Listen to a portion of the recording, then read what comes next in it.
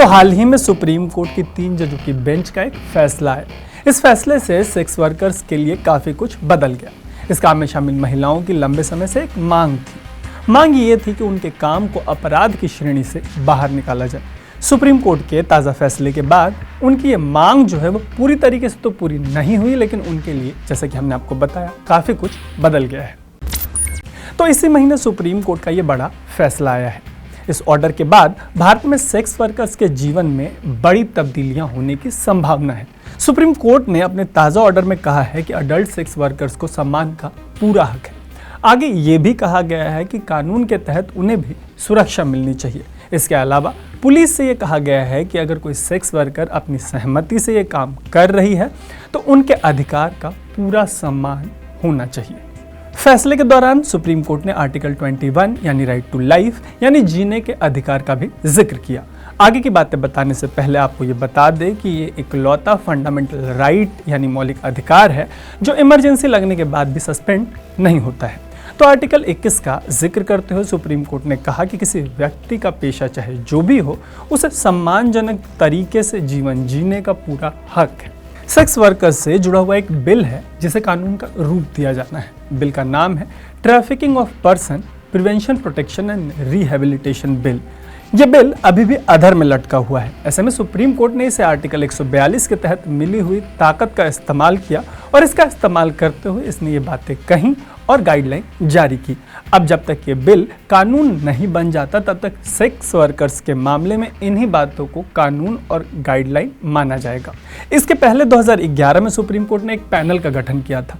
Panel का काम ये पता करना था कि ट्रैफिकिंग को कैसे रोक सकते हैं।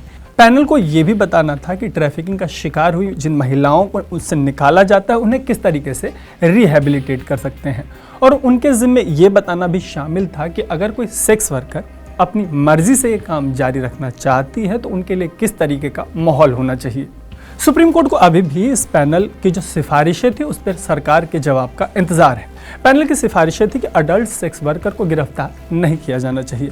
पैनल की सिफारिशों के मुताबिक उन्हें पिनलाइज या विक्टिमाइज भी नहीं किया जाना चाहिए। हालांकि ऐसी सिफारिशों पर कोर्ट को अभी भी केंद्र सरकार का जवाब नहीं मिला है। मामले की सुनवाई के दौरान एडिशनल सॉलिसिटर जनरल जयंत सूद ने कोर्ट को यह बताया कि पैनल की जो सिफारिशें हैं उसको लेकर सरकार की कुछ रिजर्वेशंस हैं। सरकार को इन सिफारिशों पर जवाब देने के लिए 6 हफ्ते का समय दिया गया है। हालांकि ऐसे इंतजार के बीच जस्टिस एल नागेश्वर राव की अध्यक्षता वाली 3 जजों की बेंच ने पुलिस से लेकर मीडिया तक को कई अहम निर्देश दिए हैं। कोर्ट ने पुलिस से कहा है कि वो सभी सेक्स वर्कर्स के साथ सम्मान से पेश आए और उनसे किसी तरीके की भी अभद्र भाषा का इस्तेमाल मत करे। कोर्ट ने यह भी कहा है कि इन वर्कर्स के साथ किसी तरीके की हिंसा नहीं होनी चाहिए और उनसे ज़बरदस्ती ये काम नहीं करवाया जाना चाहिए। अपने इस फैसले से कोर्ट ने न सिर्फ सेक्स वर्कर्स बल्कि उनके बच्चों को भी सुरक्षा प्रदान की है। इस दौरान सेक्स वर्कर्स के साथ पुलिस जैसा बर्ताव करती है, कोर्ट ने उस पर भी बेहद सख्त रुख अपनाया। ऐसा करते हुए कोर्ट ने ये तक कहा कि ऐसा लगता है कि ये एक ऐसा क्लास है जिसके पास कोई राइट्स ही नहीं है, कोई अधिकार है ही नहीं। कोर्ट ने राज्य सरकारों को भी कुछ अहम निर्देश दिए हैं। दरअसल अभी तक जिस कानून के तहत सेक्स वर्क को ट्रीट किया जाता है उसका नाम है इमोरल ट्रैफिकिंग प्रिवेंशन एक्ट। तो इस कानून के तहत जो ऑर्गेनाइज्ड सेक्स वर्क है वो क्रिमिनलाइज्ड है। जैसे कि इस कानून के मुताबिक ब्रॉदल चलाना, पब्लिक प्लेस में सॉलिसिट करना, किसी महिला से सेक्स वर्क करवाते हुए उसके कमाए जाने वाले पैसों पर जीना और किसी सेक्स वर्कर के साथ लगातार रहना गैर कानूनी है। तो इस कानून का उल्लंघन करने पर जिन्हें पकड़ा जाता है उन्हें प्रोटेक्टिव होम्स में भेज दिया जाता है। और ये जो सो कॉल्ड प्रोटेक्टिव होम्स होते हैं इनसे भी लगातार उत्पीड़न की खबरें जो हैं वो सामने आती रहती हैं। ऐसे में कोर्ट ने राज्यों से इनका सर्वे कराने को कहा है और ये भी कहा है कि यहाँ जो महिलाएं हैं उन्हें टाइम बाउंड मैनर में छोड़ दिया जाए। अब हमारे देश की एक खूबसूरती ये है कि यहाँ कानून तो बहुत बढ़िया हैं और बीच बीच में लोगों के अधिकार की रक्षा के लिए सुप्रीम कोर्ट अपने विशेषाधिकार का भी प्रयोग करते रहता है।